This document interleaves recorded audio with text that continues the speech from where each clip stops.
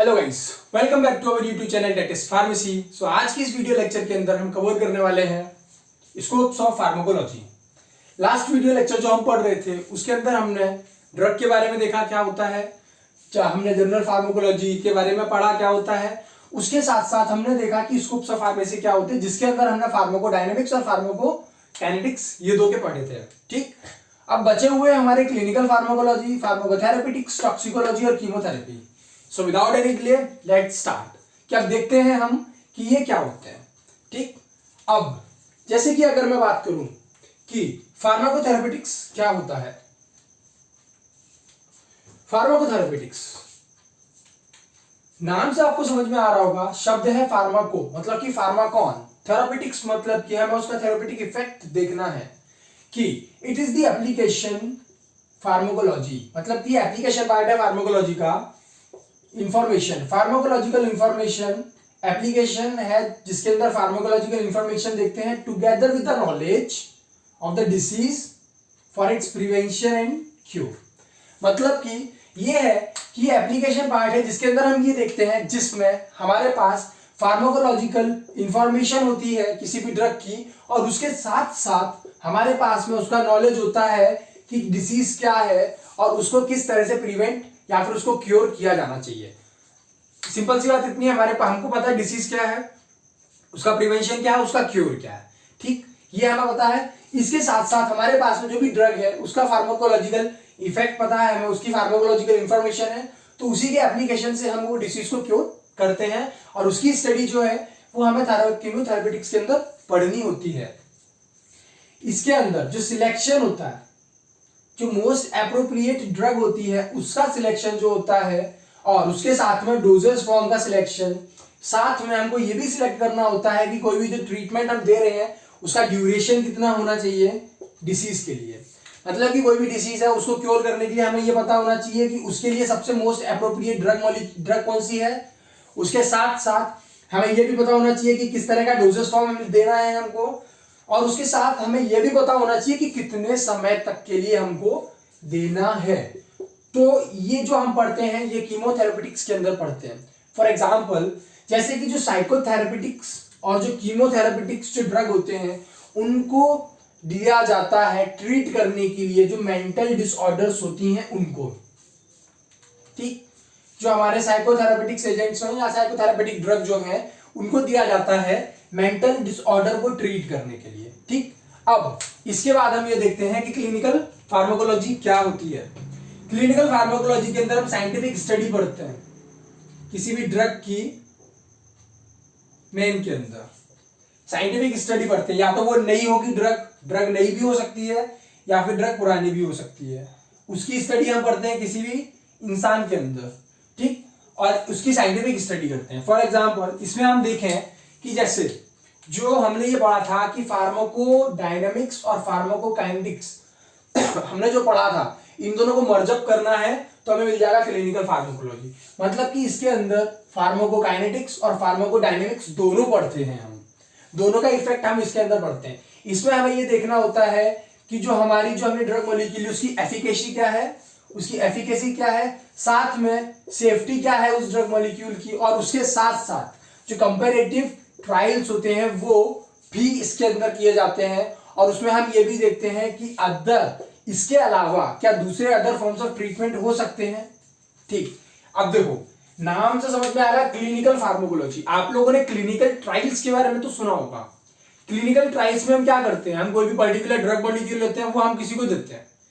कोई मान लीजिए कोई हेल्दी पर्सन है उसको हमने ड्रग मॉलिक्यूल दिया, कोई ऐसा डिसीज पर्सन है जिसको हमने ड्रग मॉलिक्यूल दिया, तो उस पर्टिकुलर ड्रग मॉलिक्यूल का दोनों चीजों के अंदर जो दोनों व्यक्ति हैं उनके अंदर हम इफेक्ट देखेंगे कि जो डिसीज पर्सन है उसके अंदर उस पर्टिकुलर ड्रग का क्या इफेक्ट आया, और जो नॉर्मल इंसान है उसके अंदर उस पर्टिकुलर ड्रग का क्या इफेक्ट आया, और उसके साथ में हम दोनों की कंपैरेटिव स्टडी करते हैं कि कहां पे ये ज्यादा बेटर एक्शन शो कर रहा है ड्रग मॉलिक्यूल।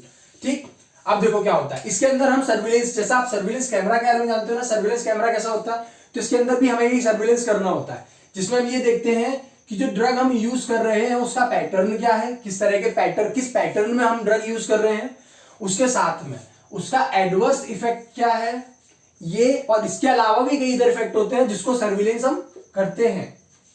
ठीक, इसके अंदर हम कंपैरेटिव स्टडी करते हैं ड्रग की और ड्रग एक्शन की, कंपैरेटिव स्टडी करते हैं ड्रग एक्शन की दोनों के अंदर, जो नॉर्मल इंसान होता है उसमें भी और जो डिसीज पर्सन होता है उसके अंदर भी। जैसा कि मैंने बोला था कि क्लिनिकल ट्रायल्स के अंदर क्या होता है, ठीक, तो वही इसके अंदर हमको पढ़ना होता है। अब बात करते हैं कि टॉक्सिकोलॉजी क्या होती है। ठीक, टॉक्सिकोलॉजी की अगर आप बात करो तो नाम से समझ में आ रहा होगा टॉक्सिक, टॉक्सिक का मतलब होता है जहरीला।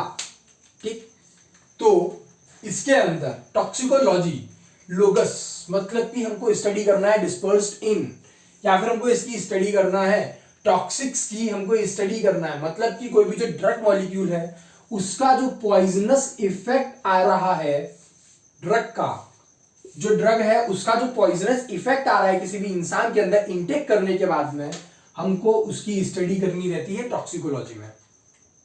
ठीक, या तो कोई पर्टिकुलर ड्रग मॉलिक्यूल होगा या फिर इसके अलावा अदर जो केमिकल्स होते हैं, अदर केमिकल्स जैसे कि कुछ भी केमिकल हो सकते हैं, या तो वो हाउस होल्ड हो, घर से कोई केमिकल क्रिएट हुआ हो वो, या फिर इन्वायरमेंटल केमिकल हो, या तो हम कह सकते हैं कि इंडस्ट्रियल केमिकल हो, या फिर एग्रीकल्चरल हो।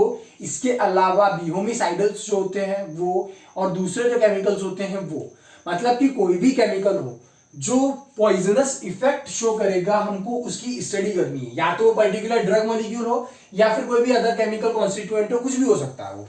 ठीक ठीक, हम इसकी स्टडी करते हैं टॉक्सिकोलॉजी में। उसके साथ साथ हम उसको एम्फेसाइज करते हैं डिटेक्शन करने के बाद। ठीक, उसको एम्फेसाइज करते हैं डिटेक्शन के साथ में, उसको प्रिवेंट करते हैं और उसका ट्रीटमेंट भी करते हैं। तो ये सब की जो पॉइजन है, पॉइजनस इफेक्ट जो आ रहा है वो कहां से आ रहा है, टॉक्सिकोलॉजी में जो पॉइजनस इफेक्ट है वो कहां से आ रहा है, ड्रग मॉलिक्यूल या फिर किसी अदर केमिकल की वजह से। तो जो पॉइजनस इफेक्ट जो आ रहा है उसकी हमको स्टडी करनी है, उसको एम्फेसाइज करना है, उसको स्टडी करनी है, उसके साथ में उसको हमें ट्रीट भी करना होगा जो पॉइजनस है उसको। तो this is all about toxicology. अब हम देखते हैं कि कीमोथेरेपी क्या होती है। नाम से समझ में आ रहा होगा, आपने क्लास 12th के अंदर चैप्टर 8, ठीक, ह्यूमन हेल्थ एंड डिसीज, उसके अंदर एक टर्म पढ़ा होगा जिसको बोलते हैं कैंसर। कैंसर की जब ट्रीटमेंट पढ़ते हो तो वहां पे एक टर्म आती है कीमोथेरेपी। तो क्या होती है कीमोथेरेपी, अब देखते हैं। जैसे कि कीमोथेरेपी जानने से पहले सबसे पहले तो ये देखते हैं, चलिए ठीक है, कीमोथेरेपी देखते हैं क्या होता है। ठीक, चलिए ठीक है, पहले कीमोथेरेपेटिक एजेंट्स देखते हैं कि क्या होते हैं। जो कीमोथेरेपेटिक एजेंट्स होते हैं वो ऐसे एजेंट्स होते हैं जिनको डिजाइन किया गया होता है, या तो वो इनहिबिट कर देंगे या तो मार देंगे किसको, जो पैरासाइट है या फिर जो मैलिग्नेंट सेल्स है। मैलिग्नेंट सेल्स मतलब कि कैंसर, ठीक, इनको मार देंगे। मतलब कि ऐसी एजेंट्स जिनको डिजाइन किया गया है इनहिबिट या फिर किल करने के लिए, जो इन्वेडिंग पैरासाइट्स है उनको या फिर जो मैलिग्नेंट सेल्स है उनको किल करना है या फिर उनको इनहिबिट करना है। लेकिन उसके साथ में या तो कोई भी फार्माकोडायनेमिक इफेक्ट नहीं आए रिसिपिएंट के अंदर, या फिर मिनिमम सबसे कम इफेक्ट शो होना चाहिए। ऐसा नहीं है कि मैलिग्नेंट सेल्स को हमको खत्म करना, हमने कोई भी ड्रग मॉलिक्यूल दिया, पता पड़ा कि मैलिग्नेंट ड्रग के साथ मतलब वो सेल्स को तो खत्म कर दिया, साथ में जिसको दिया था वो भी निपट गया। तो आपको ऐसा नहीं करना है। जो फार्माकोडायनेमिक है, टॉक्सिकोलॉजी क्रिएट नहीं होनी चाहिए, या फिर उसका जो फार्माकोडायनेमिक है, फार्माकोडायनेमिक मतलब कि डायनेमिक का मतलब होता है पावर, मतलब कि what the drug do with the body. या फिर ऐसा नहीं हो कि हमने दे दिया उसको, मरा नहीं वो, लेकिन उसके साथ में उसको बहुत सारी साइड इफेक्ट हो गई। ठीक, वो नहीं होना चाहिए। या तो मतलब हमारी कोशिश ये रहेगी कि जितना मिनिमल इफेक्ट हो या फिर इफेक्ट हो ही नहीं। ठीक, तो ऐसे जो एजेंट्स होते हैं उनको बोलते हैं chemotherapeutic agents. One more last time, chemotherapy के एजेंट्स ऐसे एजेंट्स होते हैं जिनको डिजाइन किया गया है इनहिबिट करने के लिए या फिर किल करने के लिए जो इन्वेडिंग पैरासाइट्स होते हैं उनको, या फिर मैलिग्नेंट सेल्स होती हैं उनको। और इसके अलावा जब वो किल करते हैं, इनहिबिट करते हैं, तो उनके अंदर मिनिमल या फिर नो इफेक्ट, जो फार्माकोडायनेमिक इफेक्ट होता है रिसिपिएंट के अंदर, वो शो नहीं होना चाहिए, शो नहीं होना चाहिए, या फिर अगर हो रहा तो बहुत कम होना चाहिए। ठीक, दिस इज कीमोथेरेपिक एजेंट्स। अब हम देखते हैं कि कीमोथेरेपी क्या होती है। अब देखो, कीमोथेरेपी का मतलब होता है ट्रीटमेंट करना है। हमको जो सिस्टमिक इन्फेक्शन होता है, मतलब कि जो ब्लड में इन्फेक्शन हुआ है वो, या फिर जो मैलिग्नेंसी होती है विच मीन्स कैंसर, ठीक, ब्लड में इन्फेक्शन हुआ, सिस्टमिक इन्फेक्शन हुआ हो, या फिर मैलिग्नेंसी हो रही हो विथ अ स्पेसिफिक ड्रग, किसी भी एक पर्टिकुलर स्पेसिफिक ड्रग के साथ में, जिसकी सिलेक्टिव टॉक्सिसिटी होनी चाहिए जो इन्फेक्टिव ऑर्गेनिजम्स हैं उनके लिए, या फिर जो मैलिग्नेंट सेल्स होती हैं उनके लिए। सेम वही बात, मैलिग्नेंट सेल्स के साथ होनी चाहिए या फिर ऑर्गेनिज्म के साथ में होनी चाहिए जो सिस्टमिक इन्फेक्शन कॉज कर रहा है वो। इसके अलावा इसके अंदर या तो इफेक्ट हो ही नहीं या फिर बहुत कम इफेक्ट हो, शरीर को इफेक्ट करे, होस्ट सेल जो है उसको। ठीक, जो कीमोथेरेपी होती है इसके अंदर जो एजेंट्स होते हैं वो दो प्रकार के एजेंट्स होते हैं। पहला होता है कीमोथेरेपेटिक एजेंट्स, जो एक्चुअली में क्या होता है वो हमने देखा।